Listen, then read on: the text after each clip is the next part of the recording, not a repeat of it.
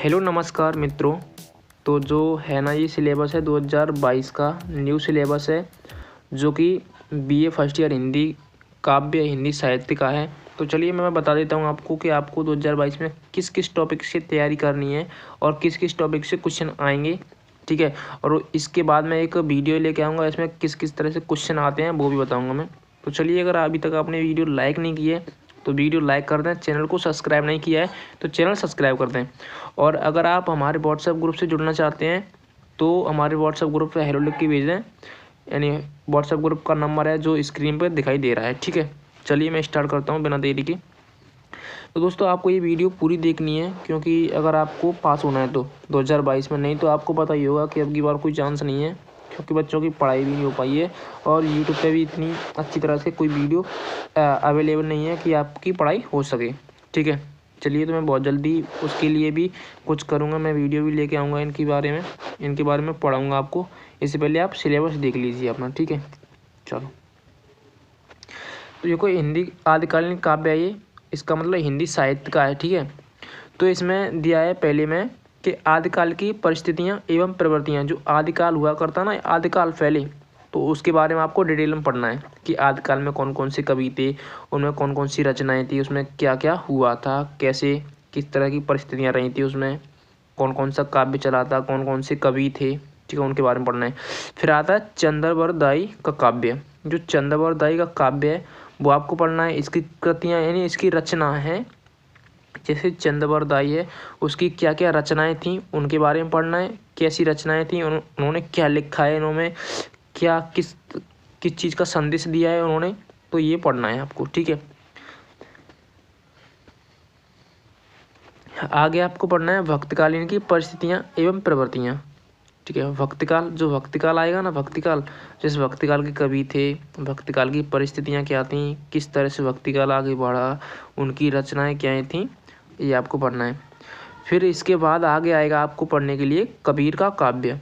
जो कबीरदास थे ना, कबीरदास किस तरह के कवि थे, किस परंपरा के कवि थे, उन्होंने क्या किस तरह की रचनाएं की हैं, अब उन्होंने अपनी रचना में क्या दर्शाया है, उन्होंने समाज किस तरह से समाज में अपना विशेष योगदान दिया है, इस चीज़ के बारे में आपको पढ़ना है, ठीक है। अगर वीडियो अच्छी लग रही हो तो लाइक ज़रूर करना, ठीक है। चैनल को सब्सक्राइब जरूर करना, क्योंकि जो मैं आगे वीडियो डालूंगा तो आपको उसका नोटिफिकेशन तुरंत मिल जाएगा, ठीक है। तो दादू दयाल का काव्य जो आगे हम पढ़ने वाले हैं, दादू दयाल का काव्य। जो दादू दयाल थे एक कवि थे, तो उन कवियों दादू दयाल के बारे में पढ़ना है आपको, उनकी काव्य रचनाओं के बारे में पढ़ना है, ठीक है। जायसी का काव्य, जो मलिक मोहम्मद जायसी थे, उनकी जो की रचना थी एक पद्मावत विशेष तरह से, ठीक है। तो पद्मावत के बारे में विशेष तरह से आपको पढ़ना ही पढ़ना है। उनकी पद्मावत में किस चीज़ का क्या दर्शाया गया है और उन्होंने पद्मावत में क्या लिखा है और क्यों लिखी है पद्मावत, उसका बाद थोड़ा थोड़ा डिटेल में जानना होता है आपको, जैसे उसकी मुख्य विशेषताएं क्या हैं, क्यों लिखी है उसने, है क्या इसमें, ठीक है, ये सब चीज़ें। आगे है भक्तकालीन काव्य सेकंड। जो भक्तकालीन सेकंड में तुलसीदास का काव्य, जो जानते होंगे, जिन्होंने रामचरितमानस लिखा है, जो आज भी घर घर गाया जाता है, तुलसीदास का काव्य। तुलसीदास के बारे में पढ़ना है, जैसे इनकी रचनाएं, विशेषकर रामचरितमानस है, ठीक है। और इसकी इन तुलसीदास की काव्य रचनाएं, इनके बारे में आपको पढ़ना है, ठीक है। अब इसके बाद सूरदास का काव्य आएगा। जो सूरदास के काव्य में हम पढ़ेंगे सूर की, जैसे भ्रमर गीत हैं और सारी जितनी रचनाएं इनकी, उनके बारे में पढ़ना पड़ेगा आपको। तो दोस्तों, ये 100% सफिशिएंट है 2022 के लिए। आप गलत मत समझना कि बेकार है, बिल्कुल सही है इसमें से। बट ये कर लेना आप कि जो आपकी यूनिवर्सिटी है और जो आपकी कॉलेज है, उसमें से सिलेबस चेक कर लेना बस, ठीक है। क्योंकि इसमें से कुछ सिलेबस हो सकता है कि आपकी कॉलेज में नहीं मिले, नहीं मैच हो। जैसे अधिकतर तो मैच होगा, जैसे 2-4 टॉपिक होते हैं, जैसे अब रहीम आया, रसखान आया, तो इसमें शायद ना मिले। रीतकाल, जैसे केशवदास काव्य, तो काफ़ी सारे कवि होते हैं, ठीक है, कवि को कमी नहीं है कोई। पर लेकिन जो मुख्य कवि हैं, जो अधिकतर चलते हैं, मैं उनके बारे में बता रहा हूँ आपको। चलिए, इसके बाद मीराबाई का काव्य। मीराबाई का काव्य में आपको पढ़ना है, जैसे मीराबाई की काव्य, उन्होंने किसकी भक्ति की है, उनकी रचनाएं क्या हैं, उन रचनाओं में क्या दर्शाया गया है, सब वो चीज़ें। रसखान के बारे में पढ़ना है, रसखान ने किस तरह से किसकी भक्ति भावना की है, उन्होंने क्यों ये काव्य धारण किया था, काव्य मतलब साहित्य में क्यों आए थे वो, ठीक है। रहीम के बारे में सेम सब चीज़ें पढ़नी है यही, जैसे रहीम का काव्य वगैरह वगैरह। आगे रीतकालीन काव्य। रीतकालीन काव्य में आपको पढ़ना है रीतकाल काव्य की परिस्थितियाँ एवं प्रवृत्तियाँ, ठीक है।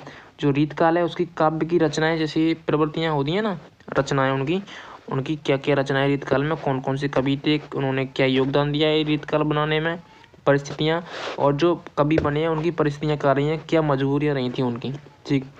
केशवदास का काव्य, जो केशवदास कवि है इनका काव्य पढ़ना है आपको, इनकी रचनाएं पढ़नी है और रचनाओं में क्या दर्शाया गया है वो पढ़ना है, ठीक है।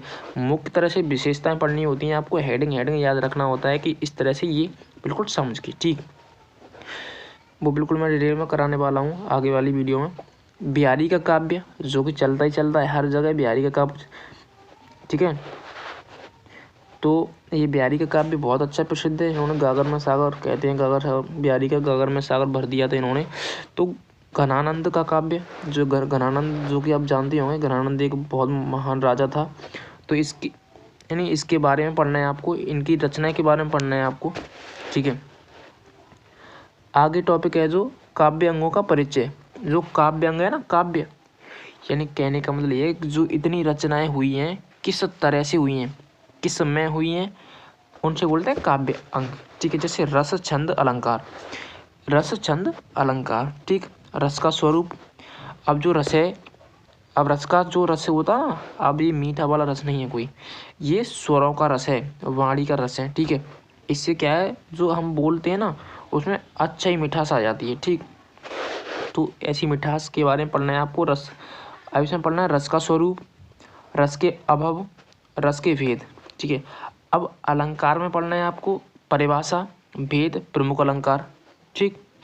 और छंद में पढ़ना है छंद, छंद कितने प्रकार के हैं, छंद कौन कौन से, क्या वगैरह वगैरह आपको ये पढ़ना है। तो चलिए वीडियो आपकी पूरी हुई। तो अगर वीडियो बहुत अच्छी लगी, अरे बहुत अच्छी नहीं, कितनी भी अच्छी लगी हो तो लाइक ज़रूर करना। Thank you. और ये 100% सफिशिएंट है कि 2022 के लिए आना ही आना है, ठीक है। और बाकी वीडियो जितनी भी आप समझ लो कि वो लोग क्या है ना व्यू बढ़ाने के लिए डाल देते हैं, तो मैं वो सब काम नहीं करता हूँ। चलो बाय बाय।